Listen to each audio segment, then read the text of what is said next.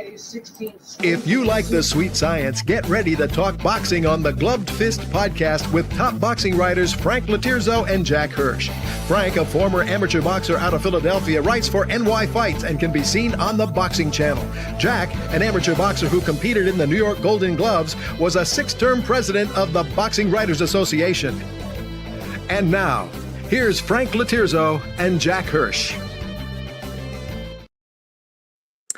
And we're back. Welcome to Glove Fists. My name is Frank Lotierzo, part-time writer, full-time observer, joined by former 6-term president of the Boxing Writers Association of America, Jack Hirsch. Jack, how you doing tonight? You in a good mood or not? You got to unmute yourself. Now I started off in a bad mood because I was muted. I mean, but once I get going, I'm fine. Are you in Florida? No, I've been back in New York for a while. Well, not a while, like 3 weeks or thereabouts, so 2.5 weeks. So it's good to be back here, catching a number of fight shows that are going to be upcoming. Looking forward to Hall of Fame weekend.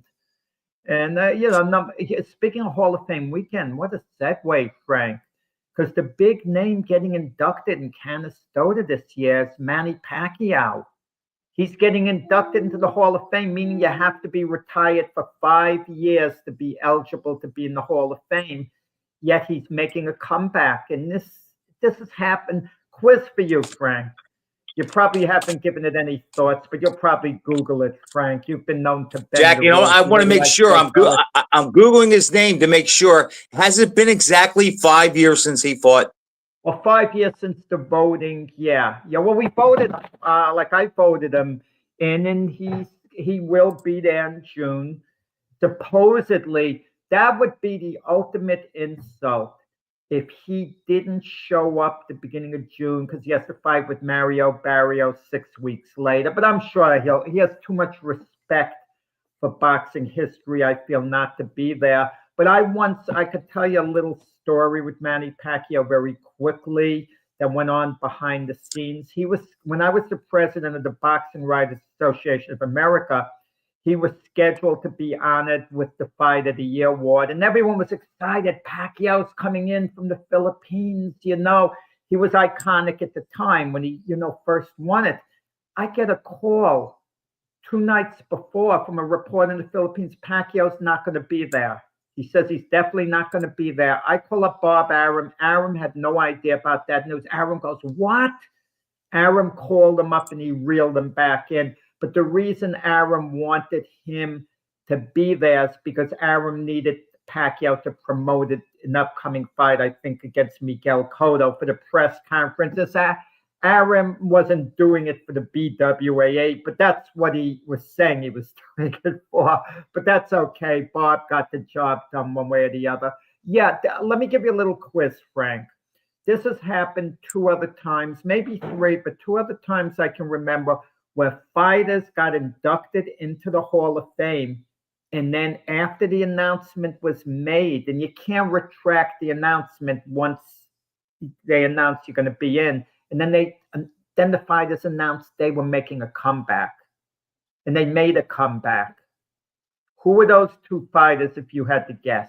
All right, the first one that pops in my mind is Sugar Ray Leonard. You got it. That's right. The second one is a little tougher. Give me a hint. He was in a lighter weight division. He was when did he fight? A non-American. Wasn't an American. So off the top of my head, Jack, I can't think. Okay, I'll give you another hint. An all-time great fighter, but a little short of being amongst the elite. He wasn't a Mount Rushmore fighter, but he was an all-time great. You could say any Hall of Famer was an all-time great, but this guy was an all-time great. But not not the Mount Rushmore all-time great. Like he wasn't quite Roberto Duran.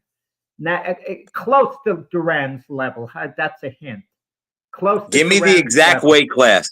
A multiple weight champion. Well, everyone's a multiple weight champion. He turned back the challenge of a fighter who was tremendously inspired trying to take the title off him. That fighter trying to take the title off him and didn't succeed, but that challenger had a heck of a story. Aguayo. Aguayo, I got you, yeah. With the Because you're talking about Mancini, right? Right. I gave yeah, it. that did. Okay, that did. Yeah, And he fought Billy Costello, right? No, he fought a guy, Scott Walker Aguayo, and he lost that fight. And Leonard fought Camacho, and he was okay. I'm thinking fight. Costello. This was after Aguayo fought Costello. Yeah, after Aguayo fought Costello. Because he fought Costello in '86. Yeah. So that was after. So the point is, yeah. So what Pacquiao's doing, it's happened before. But I'm not against it, Frank. I think 5 years is too long to wait. I think because this is boxing. He last fought in August of 2021. I just looked. That's what I was Googling to get the exact date. He fought Ugas in August of 2021. So August 21st, 2021. Lost a unanimous decision. Oh, I think they changed the guideline to 3 years. Maybe you have to be retired. They did 3 years. Oh, okay, right. Okay, that explains it. And yeah, I don't find anything wrong with it. I mean, this is boxing, Frank. We have these fighters who fight once every 2-3 years, and they'll do it till the age of 57, maybe. You know what? We're going to keep them out of the Hall of Fame? No. And Roy Jones, I forgot. When did he last fight? I forgot whether he's in the Hall of Fame or not. I don't think he. Yeah, Roy's in. Roy's got in. Matty is 46, Jack. Matty is 46. Well, let's discuss the fight with Mario Barrios. Okay, Pacquiao's last fight, he loses to Ugas. A competitive decision, but he definitely lost the fight. Okay, not a decision. From what I saw, Jack, he couldn't get off. He looked like an older, slower guy that knew what he wanted to do, but his body just wouldn't react. And I can't think he's any better now. Okay, now you make a good point. He claimed, supposedly the word was he was injured going into the fight. Okay? Did Pacquiao have any instance early in his career where he performed in a subpar way, and then his next fight on the near future, he turned it around? The only thing I could think of would be the Mayweather loss, and then he turned in a great win against Keith Thurman. And Keith Thurman is no slouch. Keith Thurman's a darn good fighter, you know. Say what you want about his attitude, but he, was a legitimate number 1 and number 2 in that division. Probably number 2 behind Errol Spence, number 3 behind Spence and Crawford, if Crawford was in the welterweight division at that time. But what I'm going to say to that, Jack, is, and it's not politically correct, but there were some allegations that were never proven that Matty may have used some performance enhancing drugs. He didn't look good against Broner. He comes back and he looks reborn against Keith Thurman. They have strict drug testing for the Ugas fight. He did not look good. That I don't like how that sits with me. I don't want to accuse anybody, but I'm not going to rule it out completely. I want to see him. I don't hope he doesn't get hurt. I can't see him being competitive with a 29-year-old guy who's only lost to Davis and Keith Thurman. 4 years is a long time at 46, Jack, with those younger weight guys. I don't know. I mean, I don't think he'll win. I'm not going to tell him not to do it. This is my only hope. I hope that he's not doing it because he needs money, because I don't know if you saw, but there's a heavyweight tournament with guys over 50 that they just announced. And Frank Bruno is partaking in that. And he did say he was doing it for the money. He didn't say he needed the money, but he said he was doing it for the money. I hope with all the money that Matty made, he's just doing it because, like Ray Leonard, the sport of boxing at the elite level is a drug, and he can't get it out of his system. Well, he's running for Senate, and Pacquiao has a reputation of giving everything away. I remember during the prime of his career, I was told that, by the people, Apartment some of buildings the and things top, like that. right, Yes. just, very generous. Sometimes there's such thing as being too generous, of being foolish if you're going to leave yourself in a poor financial way because you just want to give your stuff away. I mean, it's wonderful to have a nice heart, but you have to be able to manage it, and you have to be sure You have to live your yourself and life, your Jack, family, because you can live another 40 years. right, yourself and your family have to be taken care of first. And once you're secure that way, if you're able to give, back, by all means, you should. What you Jack, don't you mentioned think the before, bigger question is, does he deserve a title shot? Is it no, just because he's a name? just because he's a name, he gets a gift wrapped. Gift wrapped. Out of the ring a few years, and the fight's going to draw. And he's fighting a guy. If he is to get it done at the age of 46, and I kind of have major doubts at his age at this point. Mario Ditto. Barrios is a very beatable guy. Now, if you put him in against, you mentioned like names like Tank Davis before. You put him in against Crawford, someone like that, he has no shot at all. Okay, Oh, but that would be against that. They tried to make that fight before. That would have been suicide. right, and Mario Barrios, there's some hope there. The door's at least open. Now, you mentioned something about rumors, performance enhancing drugs, and all that. I have no idea whether he's been on it, whether he hasn't been on it. I don't either, Jack. I'm just not ruling it out because I think a lot of them do it. He hasn't been. He says Never failed a test. He hasn't been on it. He hasn't failed a test. I'm not accusing him of anything. I'm going under the assumption he hasn't been on it.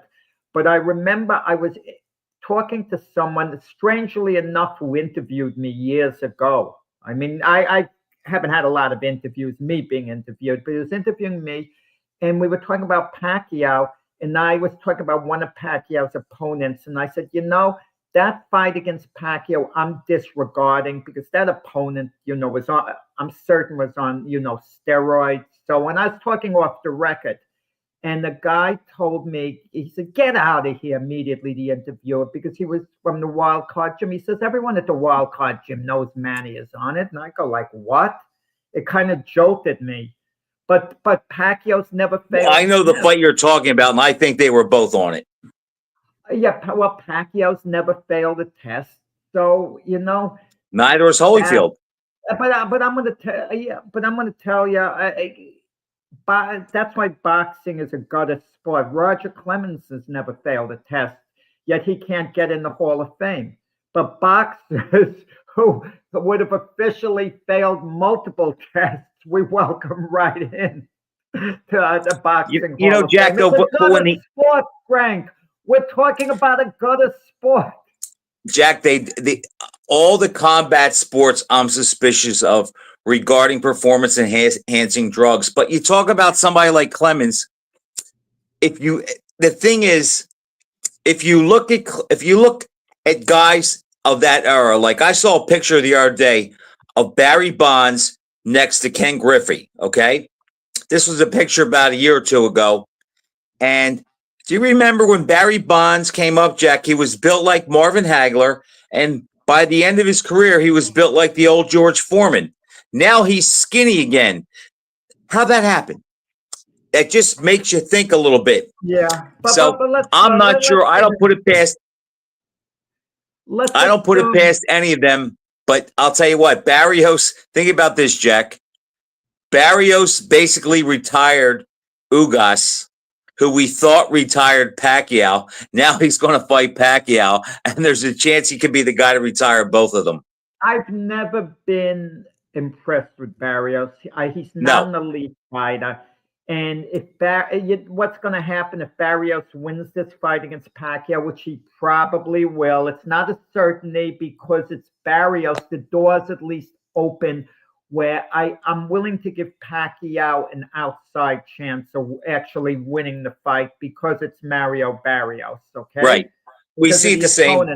But if Barrios wins the fight, he's going to fight one of the big name opponents out there. And they're going to be lining up to fight Barrios. They'll think, oh, It's a lucrative fight for me, and it's an easy fight. It's a fight I'm definitely going to win. He's not a world class fighter. I mean, that's Right. why Pacquiao's taking him on like first fight back.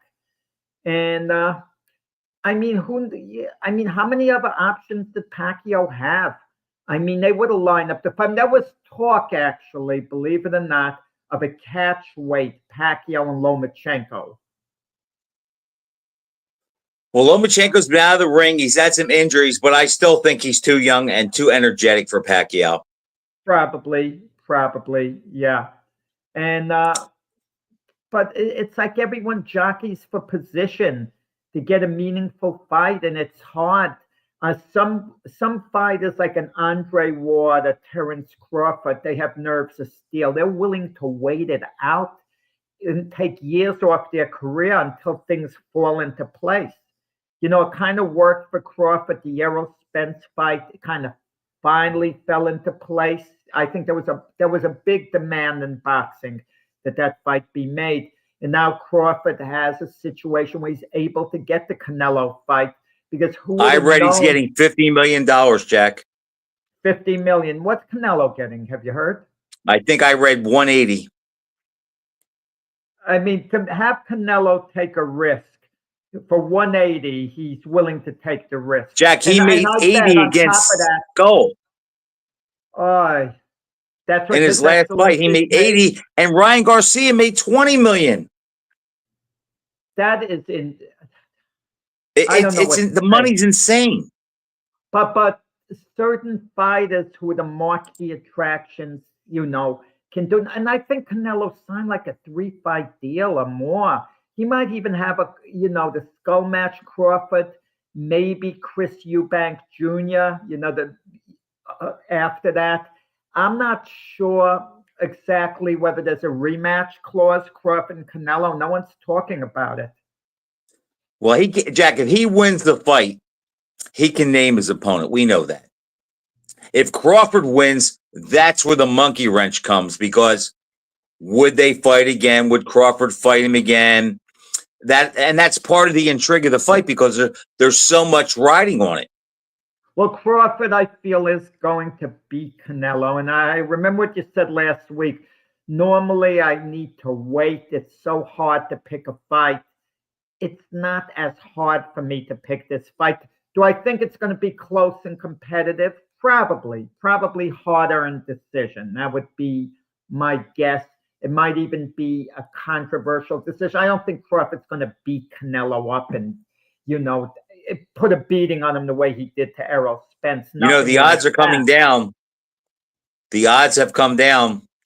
Well, I think that had to do with the way Canelo looked in his last fight. And I talked to some guys who hold a value opinion, and they actually think the night of the fight, Crawford's going to be the favorite. Wow, that is surprising to me. And Crawford's going to enter the ring as a big guy. Fighters run into a problem. They go up and down in weight. Crawford's only going up. I don't see what the problem is. Let me throw an example to you, because they didn't have all the weight classes at the time. This seems crazy. Now, my favorite fighter of all time was Jimmy Ellis. I was a fan. I love Jimmy Ellis. Don't misunderstand me. I think heavyweights who came after would have beaten him, like Ken Norton, Evander Holyfield, etc. So don't get me wrong. I'm not one of these fanatics. But Ellis came up from middleweight, where he lost 5 fights, and went up to heavyweight. Now, if we had beat some good heavyweights. No. But the point is, if we had a super middleweight, a light heavyweight, they had a light heavyweight then, in a cruiserweight division, it would have been considered insane for Ellis to go up and try the heavyweight. Yet he was able to do it successfully. If Crawford's the favorite, I guess it doesn't hurt him if he wins the fight, because Mayweather was the favorite when they fought, and it didn't hurt him. So I guess either way, if Crawford wins, it's a monumental win for him. Again, Jack, I'm going to reserve picking that fight, because I'm going to say right out front, I can't be objective. Crawford's my favorite fighter, and I'm rooting for him. And if I make a pick, I will look for every reason to shade it to him, and I don't want to lose my objectivity. Wait a second, Lotierzo, you were clear that Canelo would be too much for him all along, and now you're actually wavering. You're probably I'm still not, going with Jack. I said from the Canelo. beginning, I'm not going to make a pick.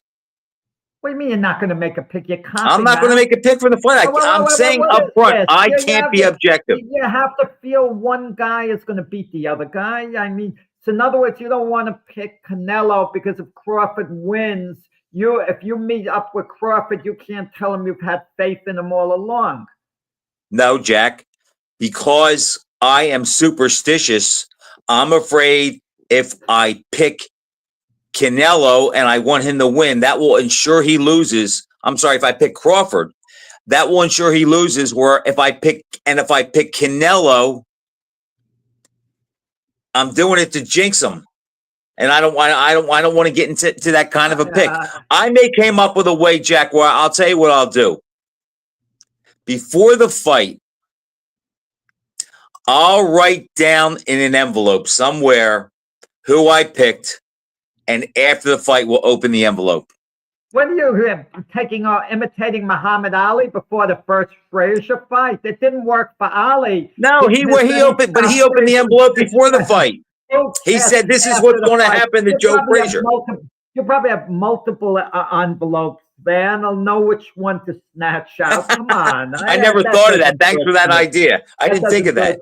We're going to have a guest in a little while at 7:30. We're going to start having guests on this show, and we can't ask Ron Scott Stevens, our guest, who he's picking to win certain fights because he's a judge in California. Even though the odds are strongly against him getting the assignment, Ron's held a lot of other positions. Being a judge is one of the least of them compared to the other big things he's done in the sport.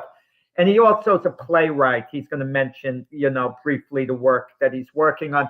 But judges can't comment like who they think's going to win this or that. But sometimes it does bother me with judges. It's like an exclusive little club. They'll never question the other guy.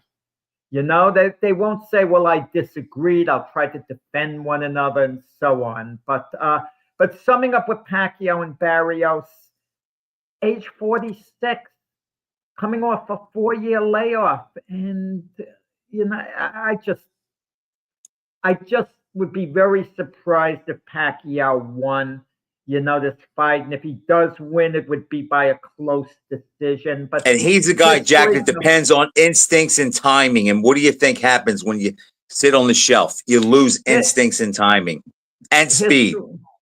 And history tells us it's going to be a sad ending, that he probably gets stopped 8-9 rounds or whatever. Won't hurt his legacy at all, though. I think people forget about it. Legacies, are strange. Some people remember fights and they hold it against the fighter's legacy. And other times they don't. They completely forget. You forget as if it doesn't count, as if the fight never even took place. So, we could discuss. Jack, nobody holds it against Sugar Ray Leonard that he got stopped by Hector Camacho. No, I'll agree. Fans, I saw something on social media, Frank, and I got to owe fans in general an apology. They're a little more astute than I thought, okay? I keep talking about all the fanboys that are out there. Maybe they're less fanboys than I think, because the question was proposed, which you've been pretty firm on, who would have won a mythical matchup between Tommy Hearns and Floyd Mayweather? You would think it would be split with the amount of people responding. A ton of people responded. 9 out of 10 of them were going with Hearns. And don't get me wrong, in the majority of people, I wouldn't think would be the most knowledgeable of boxing fans, yet they didn't fall into that trap. Oh, Mayweather's the greatest of all time. I personally think Mayweather would have been competitive. He would have fought a good fight. I think Hearns would have outpointed him. But that's all hypothetical. But what's funny about that, Jack? Yeah. I saw the same poll, and you give them credit because they didn't get it wrong, and it wasn't asinine as far as the results. I look at it the complete opposite. If they can't get that one right, which is so obvious, then they have no right to even discuss things because that is no contest. It's easy. And the bigger question should be, would Floyd have taken the fight? And we know that the answer to that is he would not. At another era, he probably would have taken the fight because it wouldn't have been the end of his career. He would have still been in his prime, and he wouldn't have been protecting the unbeaten record as much, and for him to become a mega star at some point, he would have had to take a chance. Let's say he was living in the era of Leonard, Hearns, Benitez. So he probably would have wanted to fight Benitez first, Floyd, because that would have been a chess match, which Floyd may have edged out. Okay, it's a tough fight for Floyd and Benitez. Yeah. So I could see Floyd winning a nip and tuck fight against Wilfred Benitez, and I could see it going the other way. Yeah, but keep in mind, Benitez had his share of off nights, and Floyd didn't have as many off nights. Benitez against Bruce Curry got knocked down 3 times, but then in the rematch that I was at the Garden, he looked from the Curry rematch until the Duran fight. That's about a 4-year window, and the only time he didn't quite get it done was the Leonard fight, and that Hearns fight was close too. Yeah, well, the Hearns. Yeah, and look at the two guys, 2 all-time greats. Yeah, but it's all 2 of the greatest of the greats. It's all hypothetical, but the point I'm making is Mayweather would have been at a different stage of his career, and sometimes you gotta take fights. Look, Canelo doesn't want to fight Crawford. Canelo strikes me as a fighter who's very concerned about his legacy, extremely. That's what he strikes me as. I don't know, does he strike you that way? Oh, I definitely think that, Jack. I think I saw an interview with Canelo. He was talking about his cars and some of his possessions, and he came off as a very condescending guy who talks down to people. I'm not crazy about Canelo as a person. I think he's an outstanding, borderline, great fighter. But I think he's looking at this as if he beats Crawford, he can say, hey, I beat the best fighter in boxing, the pound-for-pound guy, and this avenges my loss to Mayweather when I was too young, and I lost to him fighting at 152. If this does not go good for Canelo, Jack, he's going to look bad. Would you say, when you said he's condescending, I don't get the feeling that Canelo's a bad person, anything like that. But would you could be a good person and be condescending. Okay, I think another way, not condescending. I think of all the fighters in boxing, he has the biggest sense of entitlement. He always says, I can do whatever I want. And you want to know something? I'll agree with that. When you've made the money he has, you can. But everyone has a price, 180 million, Frank, man. Jack, I guess because I'm such a car geek, and Canelo was talking about cars, and it's like certain cars he was putting down and saying, I'd never be caught dead in that. And these were really high-end, exclusive cars. And I thought, wow, for you to talk like that about that kind of a car and to say you would not be caught dead in that, it just rubbed me the wrong way. But again, I'm a car geek. If you saw it, it probably wouldn't have bothered you. There's the guy. I could give a little bit of an intro here, Frank. Hey, welcome to our show. Ron Scott Stevens, great credentials there. I don't know, Ron, have you ever met my co-host? I'm his co-host, Frank Lotierzo from Philadelphia. Frank's got a lot of how you doing, Ron? experience in business. As a writer, former fighter himself. Ron Scott Stevens, he's a boxing judge now in California, the former commissioner of boxing in New York State, a boxing magazine editor. Actually, the first story I ever wrote in boxing, I went up to the office of Boxing Beat magazine, and Ron assigned me a very glamorous story on Cutmen. Okay, but I got. Was it a good story, Ron? Well, actually, Jack, it was Boxing Today, not Boxing Beat. Oh, you became editor of Boxing Beat after that, right? Boxing Beat was later, and it was a good story. Right. And I believe you were writing at that time for the British. No, that started after 1989. Yeah. Right. But Jack came up to the office on 20, I think it was 9th Street near the Garden, and he pitched himself as an informed boxing guy, and I liked him, and I gave him a column, and he was writing a column once a month for Boxing Today. Right, but you have like right now. Tell us what you're working on before we get to the hardcore boxing stuff, and Frank will have questions after. Well, I'll show you this. I entered this in a screenplay contest.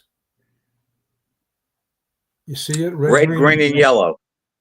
And it's a screenplay that I wrote 3 or 4 years ago, and I've been trying to get it produced, and I get a lot of emails, and one of them was for an all-genre screenplay contest. And I entered it, and I didn't even realize that what they did is they created the graphic. They created the graphic with the taxi cab, and it's about a taxi cab driver by the name of Nick Castle that's using the cab to sell cocaine out of it.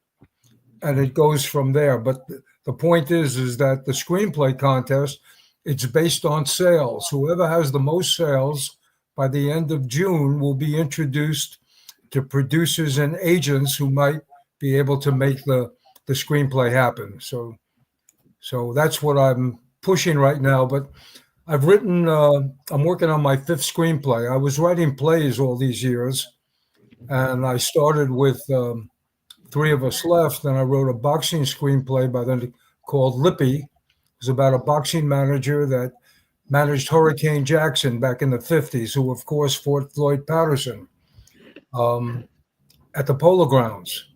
And the real Lippy was an advisor in boxing, and he advised Vito Antuofermo and Hurricane Jackson.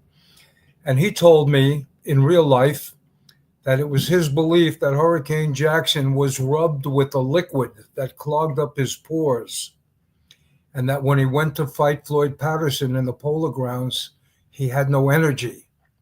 And I took the germ of that story and I created a whole play called Lippy. And it starred William Hickey, who was nominated that year for the Supporting Actor Academy Award for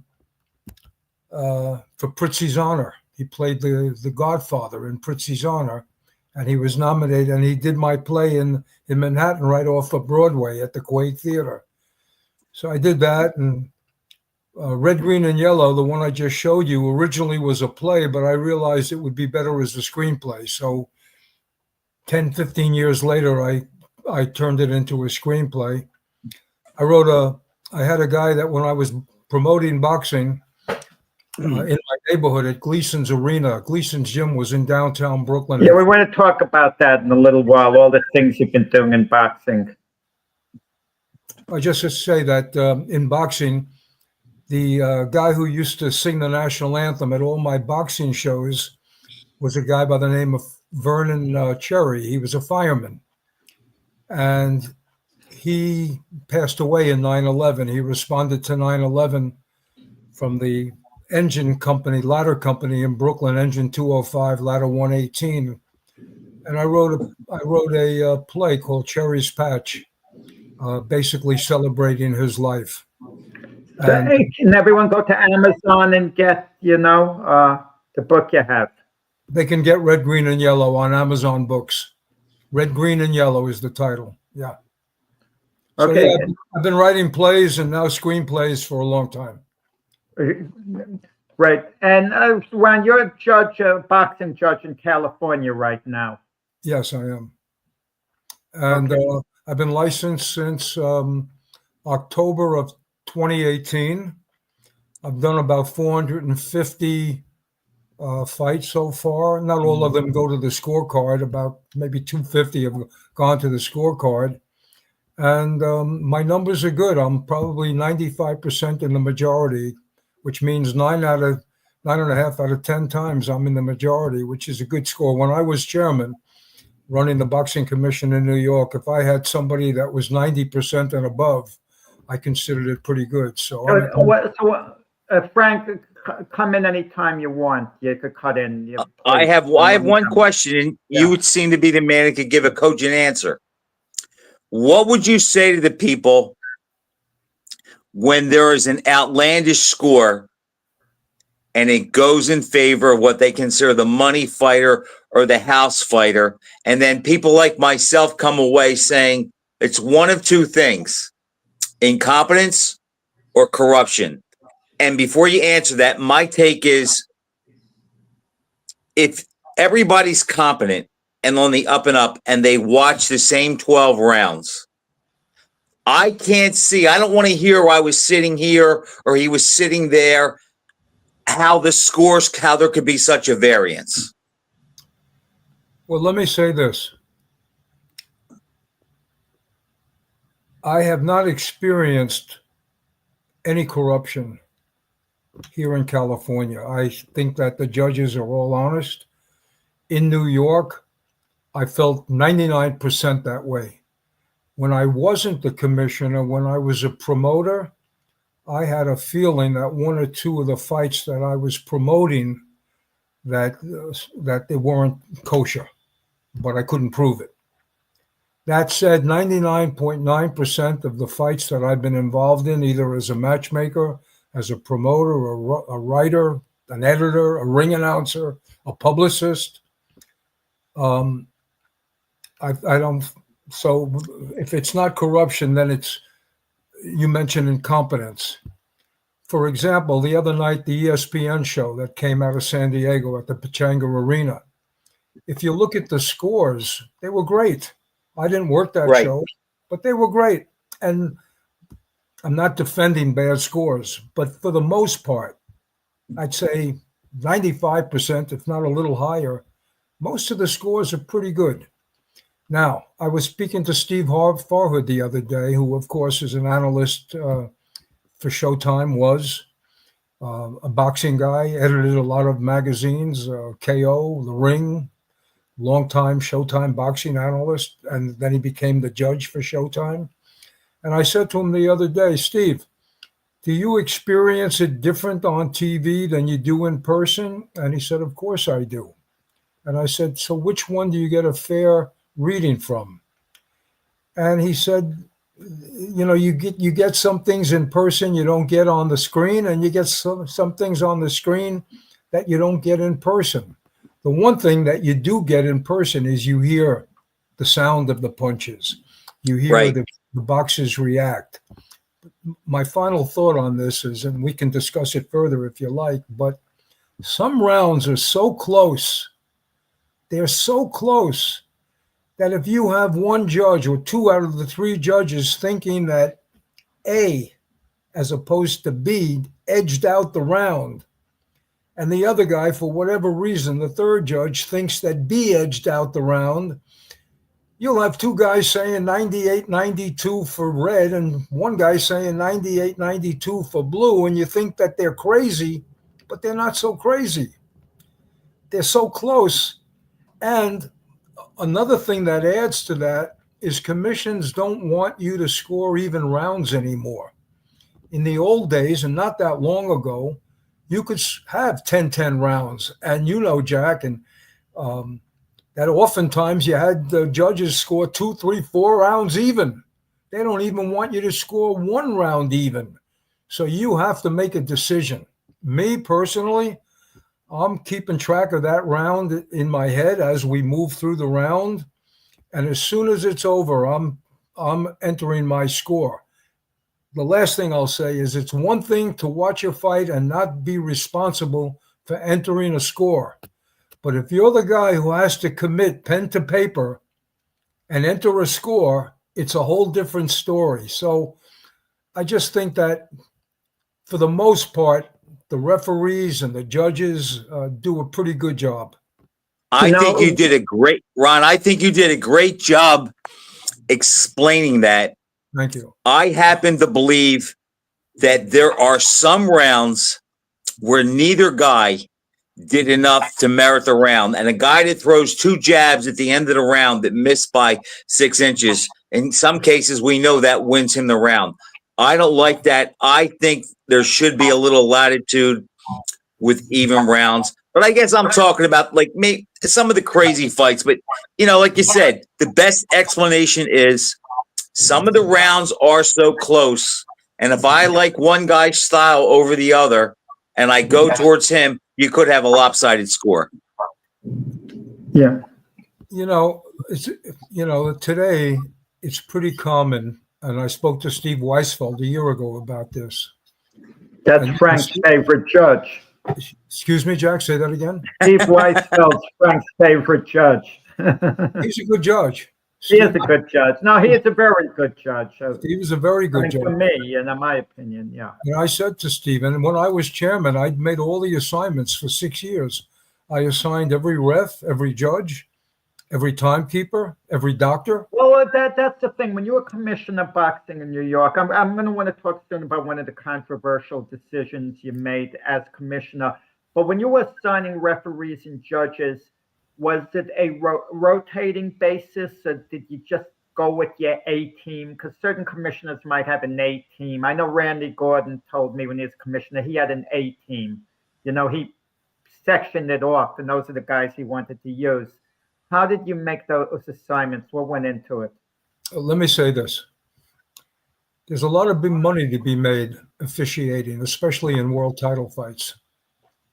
At one time, I gave a referee, and I think it's increased. At one time, I gave a referee, I didn't pay him, the promoter paid him, but I gave him a check for $9,000.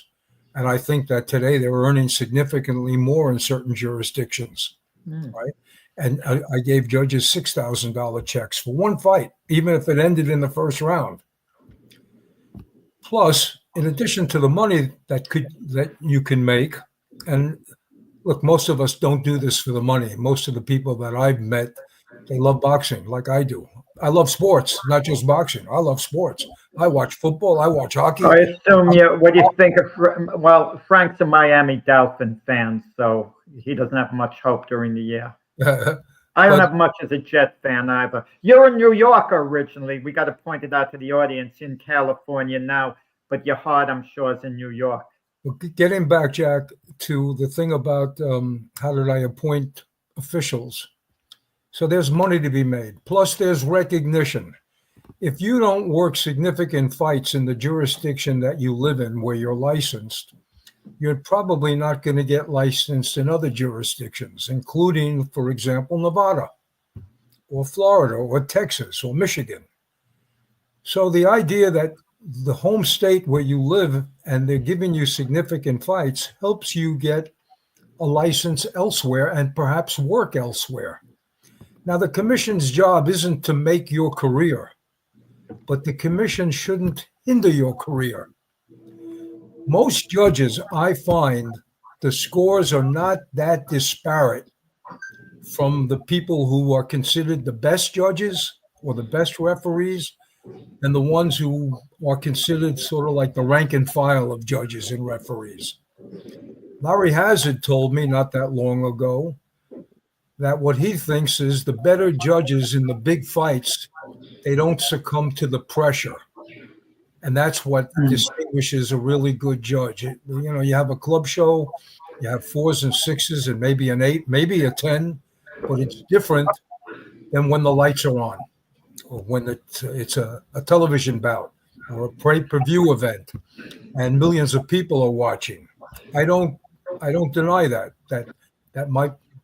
might be different. That said, I believe that give everybody an opportunity to show that they're good, show them that you're confident in them, that you have confidence in them, let them know that you believe in them. And so my way of doing it was to try to get everybody involved, let everybody work. And if they were horrible, if they were even terrible, or if they weren't good enough, I certainly wouldn't let them referee. And at some point, I wouldn't let them judge either. But I like the idea that since there's recognition to be had and money to be earned, I try to get as many people that are licensed involved as I could. Well, I want to talk about one decision you made as commissioner that was the most newsworthy, at least, when you suspended Evander Holyfield after losing to Larry Donald. Evander Holyfield lost very widely on points. Personally, I didn't agree with the decision at the time.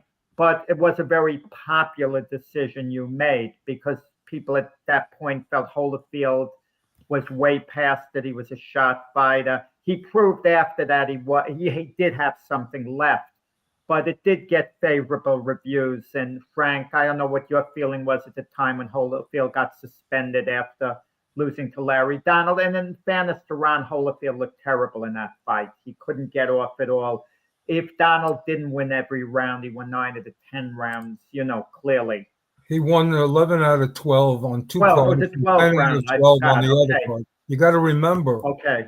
You got to remember that he had lost 3 straight fights before that. I think he was knocked out in one, and he lost by wide decisions in the other 2. And I was at the one that he lost. I think it was at the Mohegan Sun or Foxwoods. So wait. That's a competitive fight against who? John Ruiz? He fought Ruiz. No, after that, Jack. You mean after the Chris Bird fight too, right, Ron? He fought Bird. He fought Ruiz, and did he fight? Okay. Who else did he fight? I think he had 3 losses. He fought Larry Donald. He fought Donald. He lost to Bird, lost to Tony, lost to Donald. Right. I can understand that. He looked bad against Tony, got stopped. Let me say this to you. I watched The Harder They Fall, Requiem for a Heavyweight, all of those films on the waterfront, familiar with all those films, right? Requiem for a Heavyweight, when I wrote Lippy, I went to see David Susskind, the producer. And he produced Requiem for a Heavyweight on Broadway, and it previewed, and then it closed the night it opened. It starred John Lithgow in the role for Anthony Quinn and Jack Palance. And so I was very familiar with that fighter that the manager in Requiem for a Heavyweight was using to satisfy the debts that he owed the mob. Remember that? When I went home after the Donald fight in the Garden with Holyfield, I said to myself, this guy's getting beat up. He lost 10 and 11 rounds out of 12. He was out-punched 4-1. He was out-hit 4-1.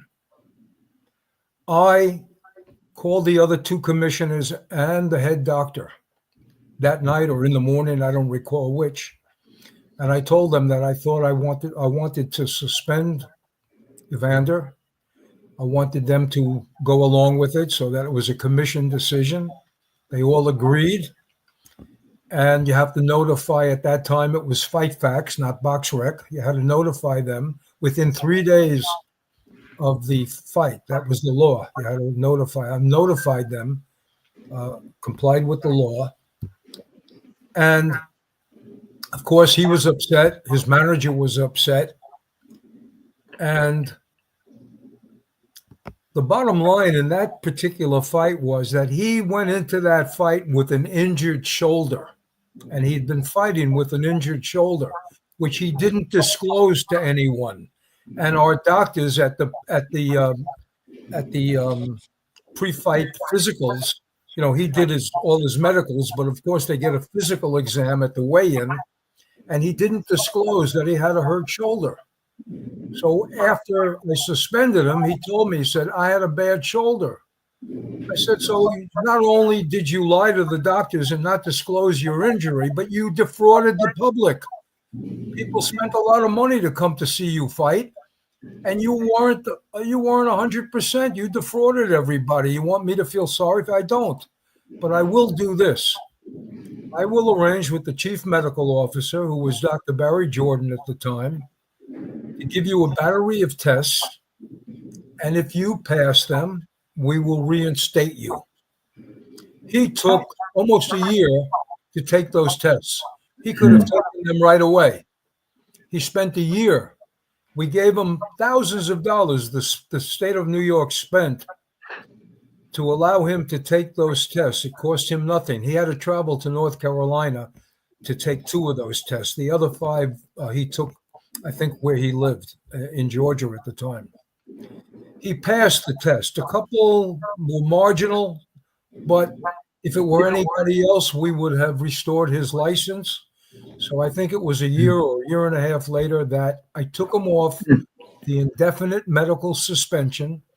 And the reason for the medical suspension was based on poor performance.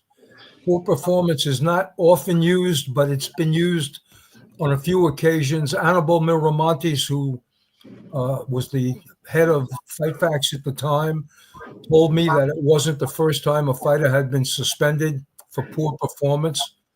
Of course, Showtime was upset because he was a cash cow for them and thought that the commission shouldn't do that. I was interviewed on Real Sports at 15-minute segments, and I think it was I forgot the interviewer, famous interviewer, and Ryan he asked, Gumble? Gumbo. no, it wasn't Gumble, who was the host of the whole thing. Bernie Goldberg? No, Frank it, DeFord. no, it was he does CBS. He did football. He was the moderator in the studio show. Very nice man, and he said to me, Ron Jackson. It's not important. anyway. So he asked me basically what the two of you were talking about, and asked me, and I said to him, if a commission isn't going to look out for the health and safety of a fighter, then what the hell are we here for? Well, let me get into the situation Frank and myself were talking about before you came on the show. Manny Pacquiao, age 46, 4-year layoff. There's wear and tear there. He's going right into a title bout. Let's forget about him being given his license. He's going right into a title bout. And I know you're limited in what you can say, being a judge in California, whether the fight's taking place in your state or not, because there's always a small chance you could get that assignment. You never know. So you can't give an opinion who would beat who or whatever. But in general, older fighters being relicensed, there's something to that. Well, Mayweather is going to fight again. Is that what you're saying? Oh, Pacquiao, Manny When he Pacquiao. fought Pacquiao, yeah. Well, No, he's fighting Mario Barrios. Okay, a comeback fight in July, July 19th. That's gonna be a busy day For the title. The price for title. Yeah, WBC is sanctioning that as a world title fight, and Pacquiao's coming off a long layoff. Now you were promoted too, Ron. Yep. How was it being a promoter and a matchmaker? The one job in boxing that would keep me up nights I dread having with being a matchmaker. It's rewarding on one end, it's the worst on the other end, with guys pulling out at the last moment trying to save shows. I mean, tell us a little about that. Matchmaking is like driving a taxi in Manhattan. It's like carrying a piano on your back. It's the toughest job in boxing. I could see Lotierzo driving a cab in Manhattan. I don't know why. Say that again. I don't know how to take that, Jack. No. I could see Frank, and with that, driving around Manhattan. No, he's a Philly guy, Philly/Jersey. I drove a limo in Manhattan for a while for one of the casinos years ago, and I had nothing but run-ins with the cab drivers cut me off. Yeah, I see. You can Cab imagine. drivers are desperate because listen, back when I first drove a cab, I was a senior at Hofstra University. So it was 1968. You're a Jets fan. I'm a Jet and a Giant fan. I'm a Ranger, Devil, and Islander fan. I'm a Net and Nick fan. I'm a Yankee and a Met fan, and I like the Dodgers. You want to know why? Because the New York teams, outside of the baseball teams at the current time, have been so bad. Ron figures if he's a fan of both, he's got double. The Knicks aren't doing bad, Jack. No, Knicks are fine. But if they get eliminated tonight, same old. Won't get eliminated tonight. They're 2-1. They could only lose tonight. They'd be 2-2. Right. But okay. So how was life as a promoter/matchmaker? I mean, what was your most enjoyable position in boxing? Commissioner, promoter, magazine editor, boxing judge, ring announcer. Ring announcer. What else am I missing? Let me tell you, if you don't mind. So, if you don't mind, I went to law school, and I went for a year, and it was very difficult. My dad passed away. I dropped out. I usually finish what I start. So I went back to law school. I went for another 6 months and realized that I was never going to pass the bar exam. I wasn't good at studying. I write. I'm at the desk 6, 8, 10 hours a day sometimes, all by myself. But studying was different. So I dropped out of law school. But I was angry at myself for dropping out. I found out that in New York, if you had 1 year of law school at that time, you could clerk if you got a law firm that would sponsor you.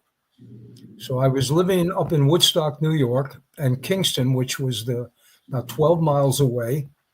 I got a job working for a law firm as a clerk. I was certified by the Court of Appeals.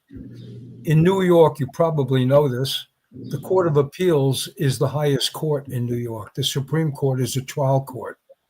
So in New York, the Supreme Court is the trial court. The appellate court is the intermediate court, and the Court of Appeals is basically the Supreme Court. So I was certified by the Court of Appeals, and if I clerked for 3 years, I could have taken the bar exam. So I clerked for 1 year, and I realized that I still wasn't going to pass the bar exam if I clerked, right? So now I stop. So now I'm a waiter, I'm a taxi cab driver, I'm a carpenter that doesn't know how to nail anything into anything. You know, I'm a school teacher. I was licensed by the state of New York as an English teacher. That I didn't like either. And so anyway, one day I'm working as a waiter in downtown Brooklyn at an Italian restaurant, and I'm getting older. I'm 30, and I'm going in a big circle. I'm not a lawyer. I'm not a doctor.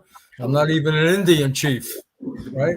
And I'm putting on the black pants and the white shirt, and a light went off in my head. Now, let me just go back. As a boy, I watched boxing like you wouldn't believe. Those Friday night fights, I'm a young boy. I'm watching everything. I mean, I love boxing. I even boxed from the age of 10 to 14. And I was boxing in the Bedford Boys Club. At 14, I went home with a little bit of a headache, and I said to myself, you know what? I don't need to box. I like football. I swim. I played football for Erasmus. I swam for Erasmus. I don't need to box. I love boxing. So I'm getting dressed. I'm going to work as a waiter. And I said to myself, Ronnie, you really went in one big circle. What the hell are you going to do now? And a light went off in my head. And it said, Ron, go into boxing. It's the sport of an underdog, and you're an underdog. And the next day I made my way to Gleason's Gym, which was on 30th Street between 7th and 8th near the Garden.